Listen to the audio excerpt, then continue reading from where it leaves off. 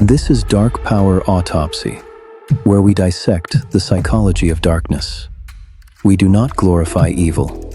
We autopsy it. We examine it. We break it down. Because understanding darkness is the only way to stop it controlling us. If you're drawn to uncomfortable truths, if you look beyond headlines, if you want to understand the human mind, not fear it, you're in the right place. This channel is built for thinkers, for observers, for those who want analysis over outrage. If that's you, hit that subscribe button now. Join us each week as we examine the minds, the moments, and the mechanisms behind some of the darkest chapters in human history. Leave a like, it helps more than you know. And tell us in the comments who or what you'd like us to autopsy next. We want you to be part of our community if you're ready to confront the darkness, not as myth, but as human reality. We will be right there with you. We will work this out together. Make sure you have your snacks and beverages to hand. Get comfortable, dim the lights, and let us begin. This episode, we focus on how media shapes our fascination with serial killers. We are not examining individual crimes. We are examining the systems that amplify them, from 19th century newspapers to radio broadcasts to film, music, streaming platforms, and social media algorithms. We are going to dissect how exposure, repetition, and narrative framing influence public perception, and how rare acts become culturally permanent. Now let's begin. We say we watch for understanding, for awareness, for education, but millions consume serial killer documentaries late at night. Podcasts about murder dominate global charts. Streaming platforms dedicate entire categories to true crime. Names endure for decades. Faces become culturally recognizable. But serial killers are statistically rare, extraordinarily rare, a fraction of violent offenders. So why do they occupy so much mental space? Why does extreme violence, committed by an almost non-existent percentage of the population, feel culturally permanent? This episode is not about them. It's about us. Why are we fascinated by serial killers? And what does that fascination reveal about human psychology? We are wired for threat. The human brain evolved for survival, not comfort, not balance. Survival. For most of history, danger was sudden and fatal. The brain prioritized rare extreme threats because ignoring them meant extinction. This is negativity bias. We remember the one snake in the grass more than 1,000 safe footsteps. Serial killers represent modern symbolic predators, rare, unpredictable, emotionally detached. Your amygdala reacts before logic intervenes. Cold eyes, calculated language, predatory behavior. The brain flags anomaly. Study this, remember this, understand this. We are not drawn to serial killers because we admire them. We are drawn to them because our brains are designed to analyze predators from a safe distance.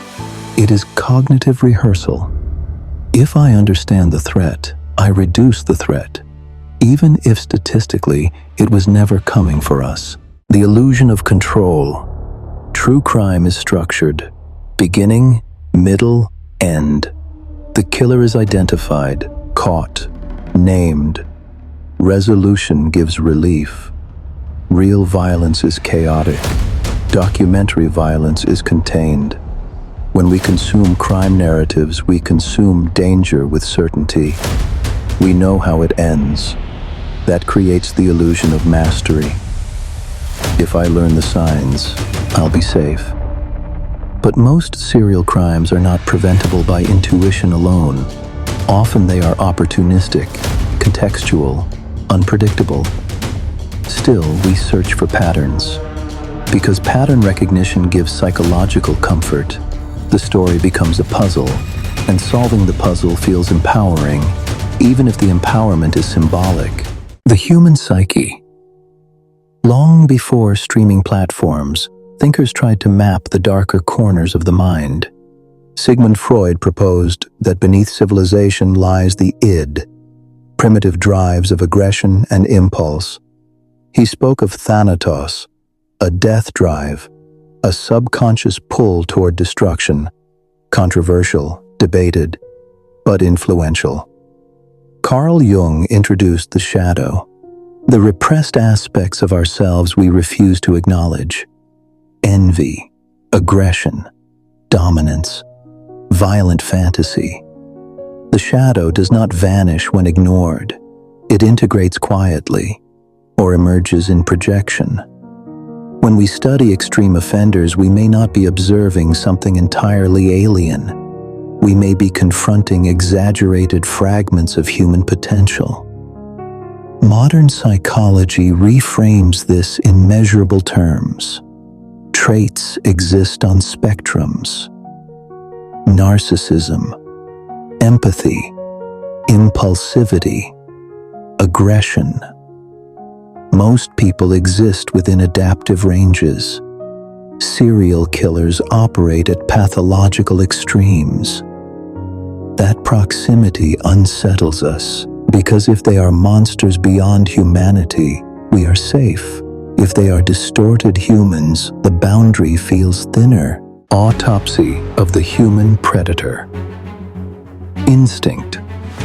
This sits directly after your current scene 3. We've just explored 3 foundations: threat detection, illusion of control, the shadowed architecture of the human psyche. But before we move forward, we need to test them, because if these ideas collapse under scrutiny, the rest of this documentary collapses with them. So let's dissect them properly. Beginning with threat. Evolutionary psychology tells us the human brain is asymmetrical in attention. The amygdala reacts more strongly to negative stimuli than neutral ones. Neuroscientific imaging shows heightened activation in response to violent or threatening imagery. That isn't cultural, that's biological. But here's the deeper layer. The brain doesn't just detect danger, it studies it. Predatory behavior holds attention longer than neutral behavior. That prolonged attention strengthens memory consolidation through the hippocampus, which means extreme offenders are not just noticed, they are neurologically prioritized. Now ask yourself, if the brain is wired to catalog predators, what happens when media provides us with an endless catalog? This is where illusion of control enters. When we said earlier that narrative structure gives comfort, that wasn't philosophical, it's cognitive. Closure reduces cortisol response. Predictability stabilizes stress circuits. A solved case literally calms the nervous system. True crime offers simulated exposure with guaranteed resolution. It is psychological rehearsal without physical risk. But rehearsal can drift into rumination, and rumination strengthens neural pathways. The more we consume, the more fluent the subject becomes. And fluency feels like familiarity. Now to the psyche. Freud's concept of the id was crude by modern standards, but he identified something uncomfortable. Civilization restrains impulse. Jung went further.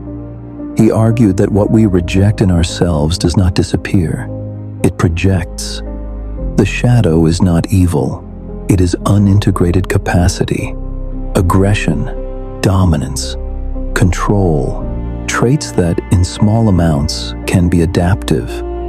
Leadership requires dominance. Protection requires aggression. Boundary setting requires assertiveness. But when severed from empathy, they distort. Modern personality research supports this spectrum model. Psychopathy is not binary. It exists in gradients. Narcissism exists in gradients. Machiavellianism exists in gradients. Most individuals carry mild traits. Serial offenders operate at pathological extremes. That proximity unsettles us because it implies continuity, not separation. Now consider something else. Long before Freud, long before Jung, societies recorded figures like Vlad the Impaler, Genghis Khan, mythic warlords, executioners. Why were their names preserved? Because humans have always documented extreme violence. The fascination predates modern media, which means this isn't a streaming phenomenon, it's anthropological.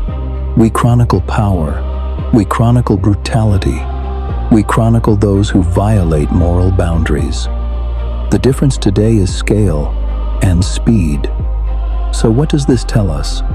It tells us our fascination is layered. Biology primes attention. Psychology deepens intrigue. Narrative creates comfort. History preserves anomaly. And media amplifies all of it. Which brings us to the next autopsy. Not of the brain, but of the machine that feeds it.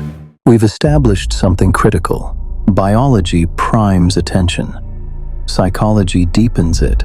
History preserves anomaly. But anomaly does not become myth on its own. It requires amplification. And amplification is not neutral. In the late 19th century, newspapers competed aggressively for circulation. Crime sold, fear sold, mystery sold. The coverage of Jack the Ripper did more than inform the public. It serialized terror. Headlines dramatized brutality. Letters, real and fabricated, were printed.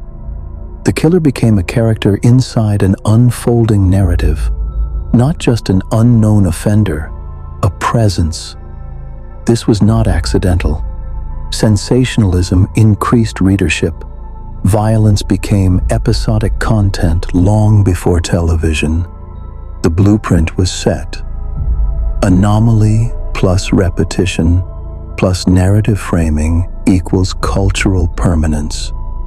Fast forward to modern media, mugshots replayed, courtroom sketches televised, archival footage looped. Neuroscience explains the impact. The brain encodes repeated visual stimuli more efficiently. Familiarity bias increases perceived importance. What we see often feels culturally significant. Ted Bundy's face is globally recognizable not because serial murder is common, but because his image was broadcast relentlessly. Streaming platforms now create promotional imagery, stylized posters, dramatic lighting. A killer's likeness becomes branded. Exposure builds memory. Memory builds mythology. And mythology outlives fact. Then we enter uncomfortable territory. Richard Ramirez entered court composed, aware of cameras. His gaze held, his appearance deliberate. Coverage magnified it. Women wrote to Bundy. Marriage proposals were sent to incarcerated men. Psychologists term this hybristophilia, attraction to those who commit violent acts. We are not diagnosing individuals. We are observing a pattern. Visibility alters perception. Consider the Menendez brothers, convicted. Years later, documentaries reframed their story through trauma narratives. Public opinion shifted in segments of society. We are not determining innocence. We are examining influence. Narrative framing can humanize or demonize. Language matters. Cold-blooded execution. Crime of passion. Troubled upbringing. Monster. These are not neutral descriptors. They guide interpretation. Media does not just report behavior, it interprets it for us. and interpretation shapes memory. Cinema then absorbs the narrative. The Silence of the Lambs presented a refined, articulate predator, intelligence wrapped in menace. Zodiac transformed investigation into psychological obsession. Dahmer reignited cultural fixation decades after the crimes through dramatic reenactment. Natural-born killers critiqued the very media frenzy it depicted, showing how killers become pop culture phenomena. American Psycho stylized narcissistic violence into satire. The Conjuring, The Devil Made Me Do It, reframed a real murder through supernatural narrative, embedding it within horror mythology. Film does not create serial killers, but it creates archetypes. The calculating mastermind, the charismatic manipulator, the philosophical monster. Archetypes are more durable than court transcripts. Media amplification extends beyond film. In the 1980s, heavy metal was blamed for moral decay. Ozzy Osbourne's Mr. Crowley became a focal point in accusations of satanic influence. In the 1990s, grunge was labeled nihilistic. Hip-hop was blamed for violence, lyrics scrutinized, artists interrogated. Cultural panic assigns causation quickly. Yet paradoxically, music has also drawn from serial killer imagery. Talking Heads' Psycho Killer later resurfaced in association with Dahmer narratives. Marilyn Manson built a persona around societal fear and transgression. Slayer referenced violent criminal themes. Songs written by Charles Manson were recorded and released. This is cultural recycling. The same media ecosystem that blames art for violence also commodifies violent mythology within art. Not because it endorses crime, but because extremity captures attention. Attention sustains industry. There is another layer. Pre-trial coverage can influence public perception long before a verdict. Research into framing effects demonstrates that wording and repetition alter judgment bias. When offenders give televised interviews, they are no longer abstract defendants.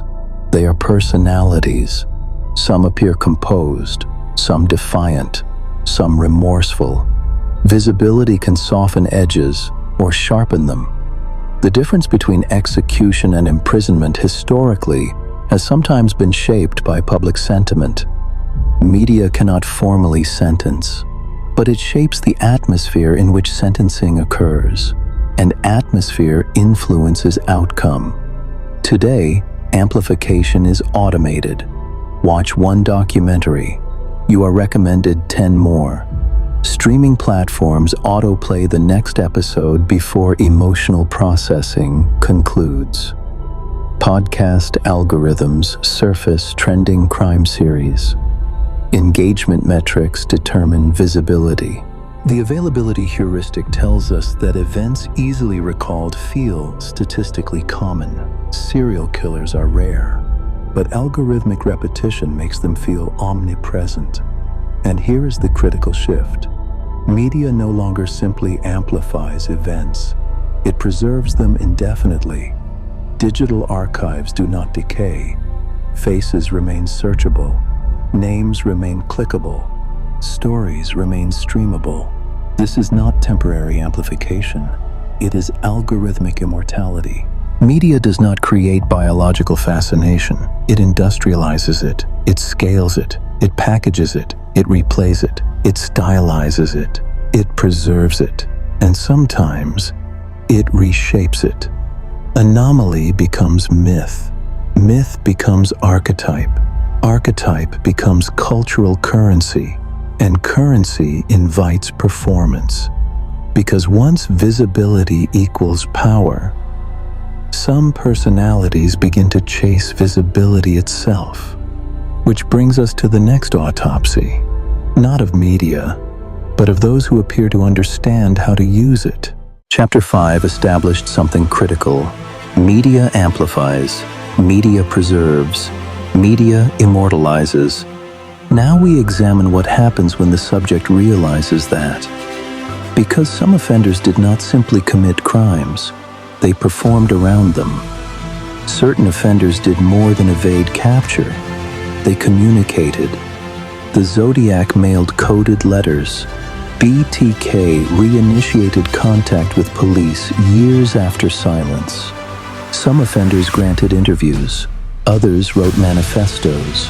Some represented themselves in court. Once apprehended, performance often intensified. Courtrooms became stages. Statements became headlines. Facial expressions became analysis. If the crime were purely impulsive or purely compulsive, public display would be irrelevant. But display occurred, which means display served a function. The question is, what psychological function does visibility serve? To answer that, we go clinical. Narcissism exists on a spectrum. At the healthy end, stable self-esteem, adaptive confidence, identity cohesion.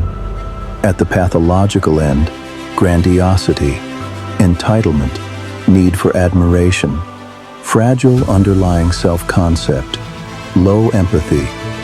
In some personality disorders, particularly narcissistic personality disorder and certain presentations of antisocial personality disorder, external validation regulates internal stability.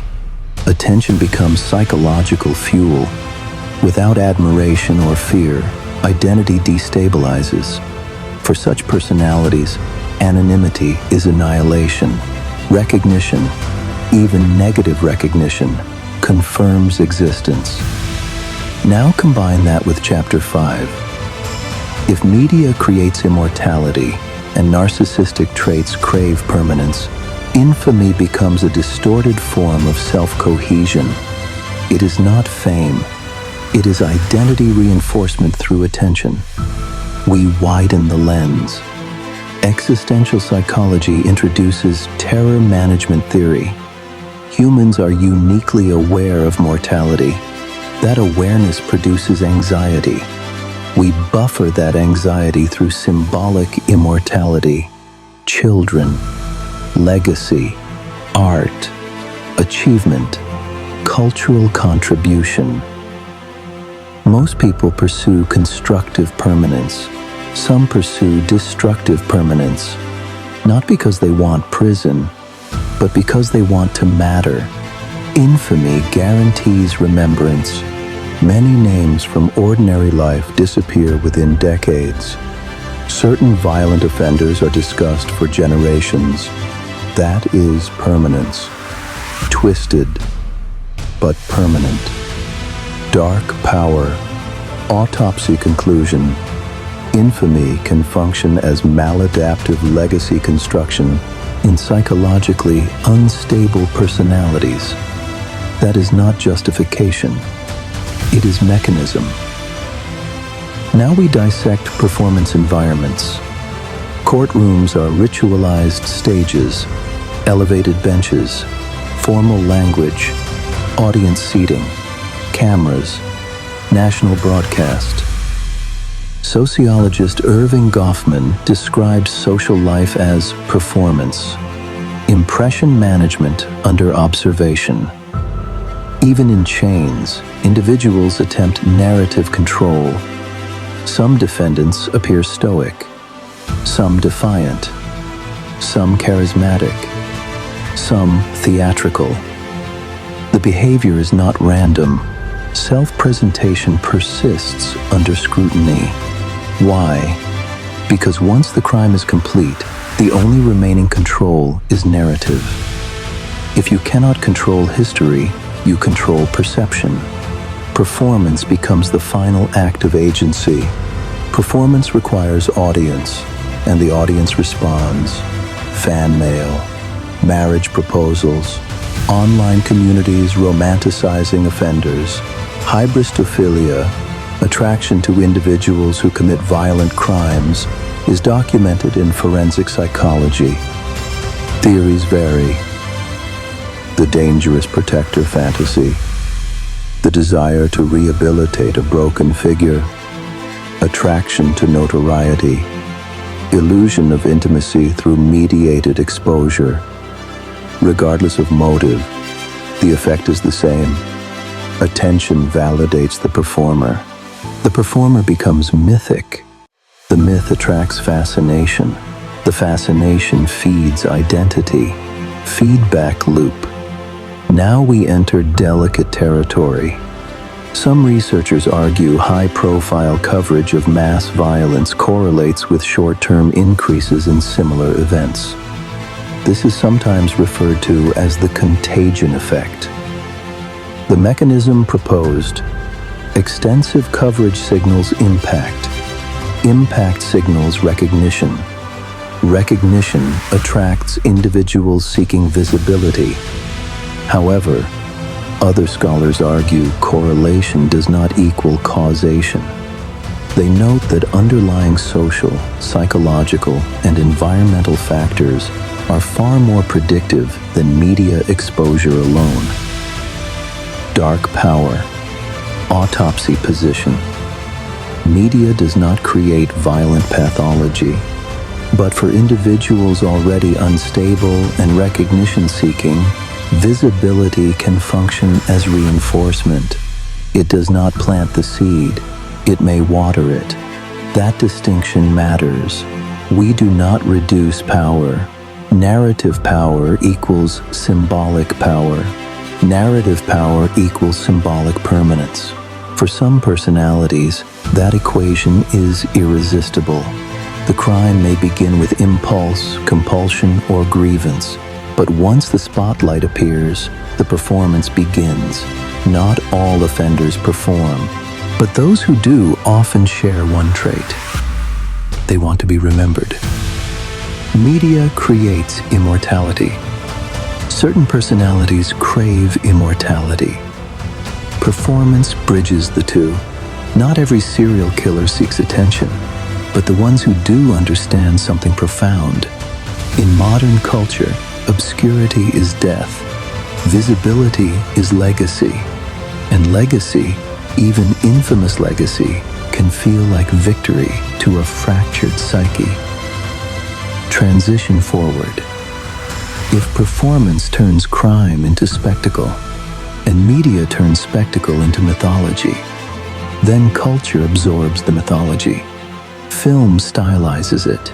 Music references it. Books serialize it. Games simulate its power.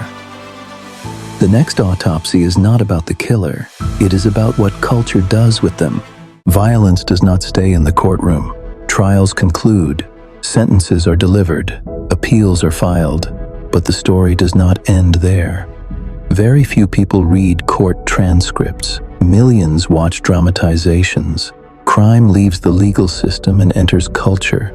Cinema, music, literature, streaming platforms, podcasts, gaming, aesthetic imagery, fashion, internet discourse. And once it enters culture, it changes form. It stops being a case. It becomes a story, and stories endure. Carl Jung described archetypes embedded within what he called the collective unconscious, recurring symbolic patterns that surface across generations. The shadow, the trickster, the outlaw, the predator. Serial killers, once absorbed into culture, begin to function as modern shadow figures. They represent unrestrained impulse, power without conscience, freedom from moral structure, dominance unconstrained by law. They embody what civilization suppresses. That is precisely why they endure in narrative form. Myth is how societies metabolize darkness, not by erasing it, but by symbolizing it. Cinema accelerated this transformation. The Silence of the Lambs presented the predator not as chaotic, but refined, articulate, intelligent, controlled. The monster became sophisticated. SC7N framed murder as philosophical punishment. The killer positioned as moral judge. Zodiac shifted focus from violence to obsession. turning the investigation itself into psychological labyrinth. Natural-born killers critiqued media sensationalism while simultaneously becoming part of the spectacle it condemned. American Psycho transformed narcissistic violence into social satire. Monster complicated moral binaries by humanizing its subject. These films did not create serial killers, but they created enduring archetypes. The calculating mastermind, the charismatic manipulator, the nihilistic philosopher, the broken anti-hero. Archetypes travel further than facts. They simplify complexity into recognizable patterns, and recognition breeds familiarity. Before streaming platforms, there were paperbacks, true crime novels, investigative journalism turned episodic, chapters structured around tension, cliffhangers engineered to sustain engagement. Serialization activates anticipation. Anticipation activates dopamine. The brain rewards unresolved narrative. You are not just learning about crime, you are consuming structured suspense. Crime becomes episodic entertainment, not statistical anomaly. Then gaming enters the equation. Interactive environments allow players to simulate agency. In many modern games, you operate outside constraint. You wield power. You override law. You assume anti-hero roles. You experience dominance without real-world consequence. Research on violent video games remains deeply debated. Long-term behavioral causation has not been conclusively proven. Correlation fluctuates. Context matters. Dark Power Autopsy position. Games do not manufacture violent pathology, but they do provide symbolic rehearsal spaces for power, rule-breaking, and dominance. The same psychological elements embodied by real-world offenders. The distinction is critical. Simulation is not crime, but the appeal overlaps. The overlap reveals fascination with transgression, safely contained within fiction. Music follows similar patterns. Ozzy Osbourne's Mr. Crowley invoked occult symbolism and moral panic. Marilyn Manson built a persona merging religion, spectacle, and societal fear. Talking Heads' Psycho Killer later became culturally entangled with real cases. Heavy metal was blamed, rock was blamed, hip-hop was blamed. Each generation identifies a soundtrack for its anxieties. Art becomes the battleground for moral fear. When violence occurs, culture often searches for a symbolic culprit. Film made them do it. Music made them do it. Games made them do it. Yet violent crime trends rarely align cleanly with artistic movements. It is easier to externalize darkness than acknowledge its biological and psychological roots. Art reflects darkness. It does not conjure it from nothing, but art also recycles darkness. Crime inspires art. Art amplifies myth. Myth shapes imagination. Imagination sustains cultural presence. This loop is not endorsement. It is processing. Society does not absorb serial killers because it celebrates murder. It absorbs them because it needs narrative structure for anomaly. Random violence is psychologically intolerable. Story imposes order. Archetype imposes meaning, and meaning reduces existential chaos. But absorption carries consequence. Ask the average person about certain infamous offenders. They remember the persona, the aesthetic, the interviews, the dramatization, the mythology. Often, they struggle to recall the victims' names. Cultural retelling compresses reality. Real human suffering becomes symbolic shorthand. The killer becomes brand. The story becomes product. The product becomes legacy. Crime begins as pathology. Media amplifies it. Performance reinforces it. Culture absorbs it. Once absorbed, it becomes archetype, metaphor, aesthetic, entertainment. Not because society glorifies murder, but because society processes darkness through story, and stories endure longer than statistics. Serial killers do not dominate culture by accident. True crime consistently ranks among the most consumed genres in podcasting, streaming, documentary film, and publishing. Entire platforms have built categories around it. Algorithms push it. Audiences request more of it. This is not fringe fascination. It is mainstream appetite. So the question shifts. Why are we watching? Sociological data reveals something frequently noted but rarely explored in depth. Women disproportionately consume true crime media, particularly podcasts and documentary series. Initial interpretations were simplistic, morbid curiosity, sensationalism. More nuanced research suggests something different. Threat rehearsal. Evolutionary psychology proposes that humans are wired to detect and anticipate danger. Stories function as simulations. When women consume true crime, many report focusing on survival strategies, how victims were approached, how manipulation occurred, what warning signs were missed. The narrative becomes rehearsal. Rehearsal creates perceived preparedness. Preparedness reduces anxiety. In that frame, true crime consumption is not celebration. It is defensive learning. But that is only one layer. Curiosity itself is biologically rooted. The brain releases dopamine in response to uncertainty and novelty. Serial killers represent extreme deviation from social norms. The mind seeks explanation. Why would someone do this? How could they think like that? What makes them different from me? Understanding anomaly reduces existential discomfort. Knowledge creates psychological distance.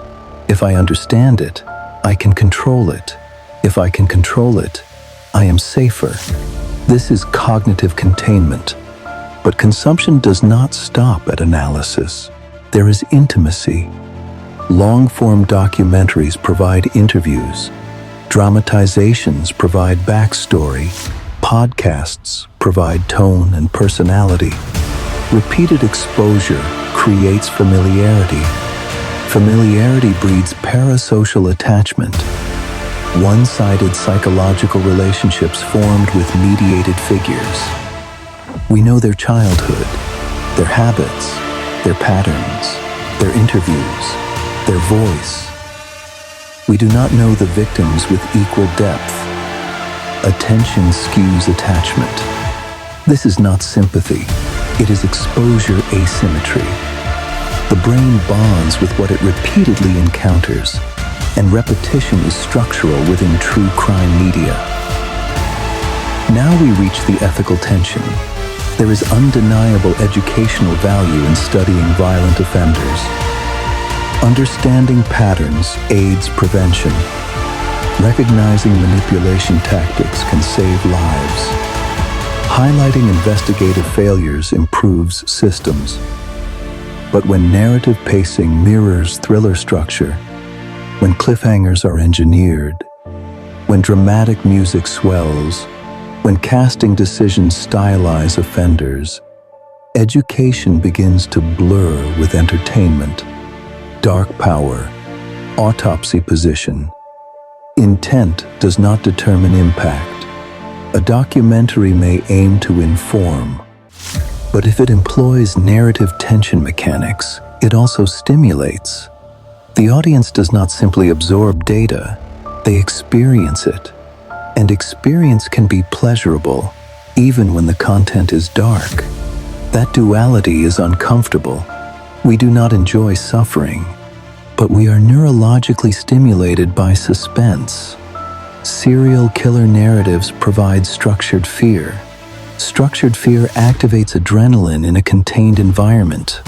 Contained fear feels safe. Safe fear can feel thrilling. This is the same mechanism that drives horror films. The difference is reality, which creates an additional psychological charge. Because it happened. Now we reach a more difficult layer. Visibility requires audience. Performance requires observers. Myth requires repetition. If no one watches, myth collapses. If no one clicks, algorithms redirect. If no one buys, publishers pivot. Audience demand sustains supply. This is not accusation. It is structural reality. Media amplifies because audiences engage. Culture absorbs because audiences repeat. Performance persists because audiences observe. Remove the audience and the machine stalls. But we are not passive. We choose. We subscribe. We stream. We recommend. We discuss. We participate in the circulation of narrative. Again, this does not equate to endorsement of violence. It equates to participation in storytelling. The question is not, are we responsible for crime? We are not. The question is, are we part of the ecosystem that immortalizes it? That answer is more complex. True crime consumption can be protective. It can be educational. It can be analytical. It can be communal. But it can also drift toward voyeurism. Voyeurism is not sexual in this context. It is the consumption of suffering at a distance. When tragedy becomes episodic content, the boundary between awareness and entertainment narrows, and that narrowing deserves examination. So we arrive at the tension point of this chapter. We say we watch to understand. We say we watch to learn. We say we watch to stay safe. All of that can be true. But if understanding was the sole goal, one documentary would suffice. Instead, we binge. Series after series, case after case, platform after platform. The appetite persists, which suggests something deeper than information. Perhaps we are not only studying darkness. Perhaps we are negotiating with it, testing its edges, measuring our distance from it, confirming that we are not it. Serial killers become psychological contrast. By observing extreme deviance, we reaffirm our own normalcy. We watch monsters to reassure ourselves we are not one. That reassurance feels stabilizing, and stabilization feels good. Now the crescendo builds. Crime begins with pathology. Media amplifies it. Performance reinforces it. Culture absorbs it. Audience sustains it. And all of this occurs within a feedback system that neither began nor ends with any one individual. We are not the cause, but we are not outside the system. The final question of this chapter is not accusatory. It is reflective. When we press play, are we investigating darkness, or are we helping it live forever? We have examined the pathology. We have examined amplification. We have examined performance. We have examined cultural absorption. We have examined the audience.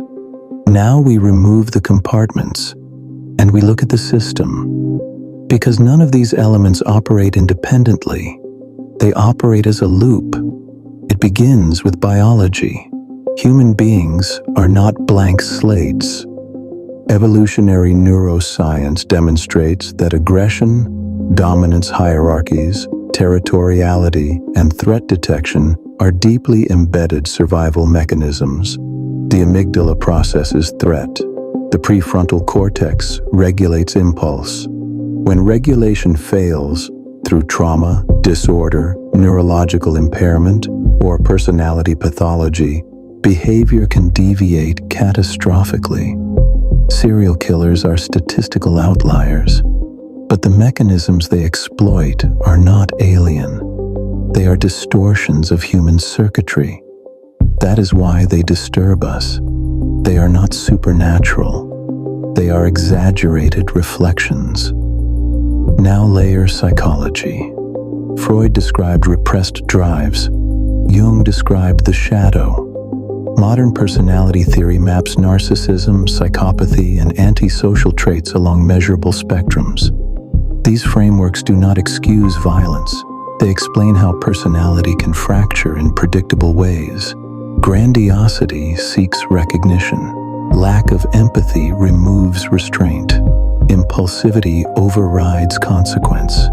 Fantasy rehearses dominance. Pathology creates action. But action alone does not create legend. That requires amplification. Media enters. Not maliciously, structurally. News reports anomaly because anomaly captures attention. Attention drives revenue. Revenue sustains platforms. Platforms reward engagement. The more shocking the act, the more engagement it generates. The more engagement, the more coverage. The more coverage, the more visibility. Visibility is oxygen. For most offenders, capture ends the narrative. For some, it begins phase 2. Performance, interviews, courtroom behavior, manifestos, symbolic gestures. Once the spotlight appears, narrative control becomes the final form of agency. And agency matters deeply to personalities defined by dominance and control. Then culture metabolizes it. Films stylize it. Books serialize it. Music references it. Streaming platforms dramatize it. Online communities dissect it. Archetypes form. The calculating genius, the charming manipulator, the philosophical avenger, the broken anti-hero. Reality compresses into symbol. Symbol travels faster than nuance, and then comes the audience, curious, fearful, analytical, protective, fascinated. We consume, we discuss, we recommend, we stream, we share. Algorithms respond, supply increases, content expands, the loop closes. Pathology, amplification, performance, absorption, consumption, reinforcement. And nowhere in that loop does anyone intend to glorify violence. Yet the outcome is longevity. Infamy becomes durable. Darkness becomes archived. This is the uncomfortable truth. Modern society has created an infrastructure where extreme deviance can achieve immortality, not through heroism, through repetition. And repetition is power. But here is where nuance matters.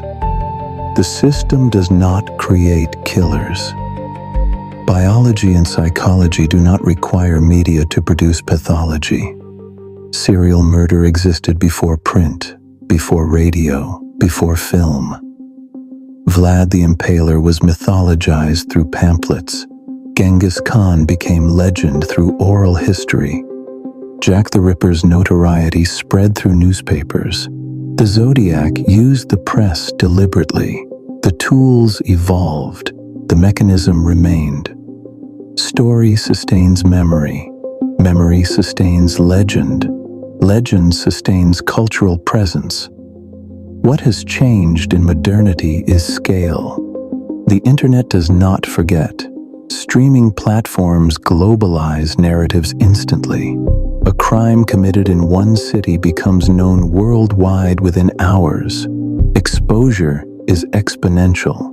And exponential exposure magnifies psychological reward for those seeking recognition.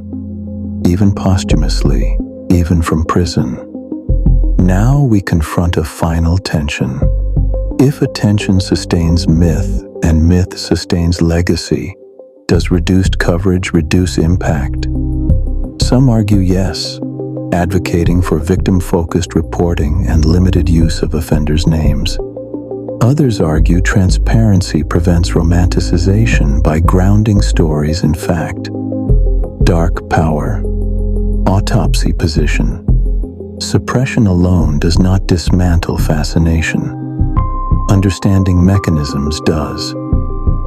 When mythology is stripped to pathology, when archetype is reduced to dysfunction, when spectacle is replaced with analysis, the aura diminishes, knowledge demystifies, and demystification removes glamour.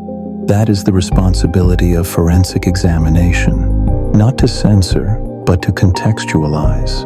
Now the loop becomes visible. Violence is rare, but it is amplified. Amplification fuels performance. Performance invites audience. Audience sustains culture. Culture preserves myth, and myth outlives the individual. The final truth of this chapter is sobering. Serial killers die, but the narrative rarely does. The body decomposes. The story circulates. The question is no longer why they killed. It is why we continue to remember, and whether remembrance is prevention or preservation. We began with killers. We end with humanity. Across this autopsy, we dissected biology, psychology, media, performance, culture, and audience. Each layer revealed something uncomfortable, not about monsters, about systems, and about ourselves. Serial killers are statistical anomalies. They are rare. They are pathological. They are not representatives of humanity, and yet they command extraordinary attention. Why? Because they rupture the illusion of safety. Civilization rests on an unspoken agreement. We suppress impulse. We regulate aggression. We respect boundaries. We follow rules. Serial killers violate all of it, not impulsively in the everyday sense, but deliberately, repeatedly, sometimes ritualistically. They do not just break laws. They reject the social contract entirely. That level of rejection destabilizes something primal. It forces confrontation with a truth we prefer to keep abstract. The capacity for violence is not alien to our species. It is regulated, not erased. Evolutionary neuroscience confirms aggression circuits exist in all of us. Dominance hierarchies are observable across cultures and across mammalian species. Competition, territoriality, and status-seeking are adaptive traits when regulated. Civilization is not the removal of those drives. It is their containment. The prefrontal cortex restrains what the limbic system ignites. Impulse is filtered through consequence, emotion through morality, desire through law. Serial killers represent catastrophic failure of that containment, whether through trauma, psychopathy, narcissistic grandiosity, neurological impairment, or extreme personality fragmentation. The brakes fail. But the engine is not foreign. That is why they disturb us. If they were inhuman, we could dismiss them. Instead, they are distorted humans, and distortion implies shared architecture. Jung argued that the shadow is not evil, it is the rejected aspect of the self. Traits civilization suppresses do not disappear, they go underground. Aggression, dominance, cruelty, power-seeking, control. In healthy individuals, these traits are moderated and channeled constructively into ambition, sport, competition, leadership. In pathological individuals, they can metastasize. Freud described repression. Modern psychology maps narcissism and psychopathy on spectrums. Neuroscience tracks impulse regulation. Different language, same reality. Human beings contain darkness. Most regulate it, some do not. Now we widen the lens. Media does not create the darkness. It reflects and amplifies it. Culture does not worship violence. It mythologizes anomaly to process fear. Audiences do not endorse murder. They seek understanding, rehearsal, distance from threat. But when you connect all of it, biology, psychology, media, performance, culture, audience, a final truth emerges. Darkness becomes powerful not only because it exists, but because it circulates. And circulation transforms crime into narrative, narrative into myth, myth into permanence. The killer dies, the story remains. And here is the most unsettling layer. Stories shape identity. When extreme deviance becomes culturally embedded, it becomes reference point. It becomes symbol. It becomes shorthand for evil, power, rebellion, genius, madness, depending on how it is framed. The frame matters because framing determines whether the myth shrinks or expands. This is why analysis matters. When crime is stripped of mystique and examined through biology and psychology, it loses glamour. When pathology is explained rather than romanticized, it loses allure. When victims are centered and systems are dissected, myth weakens. Dark Power Autopsy does not suppress. It dissects, because dissection removes aura, and aura is what sustains fascination. Now we reach the final mirror. Why does this subject grip us? Not because we admire killers, not because we aspire to violence, but because they exist at the extreme edge of what we could become if regulation collapses. They are cautionary tales written in blood. They are reminders of the thin line between civilization and chaos. And that line is not drawn in society. It is drawn in the brain. The question then is not, why do serial killers exist? We have explored that. The deeper question is this: if darkness is part of human architecture, what are we doing individually and collectively to understand it before it fractures? Do we confront our own shadow, or do we project it onto monsters and call the problem solved? Because monsters are easy to condemn. Self-examination is harder. We began this documentary asking how serial killers become myth. We end by recognizing something more complex. They become myth because we need stories to contain fear. But the true work is not consuming the story. It is understanding the structure beneath it. Darkness is not an external force stalking civilization. It is a potential within it, within us.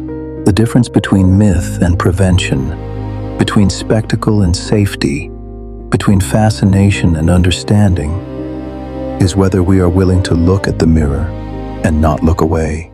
Darkness is not mythology. It is human. And when we understand it, we take away its power. Thank you for spending your time with Dark Power Autopsy. We study darkness, so it does not control us. If you liked what you saw, please leave a comment and tell us your thoughts. We want to hear your views.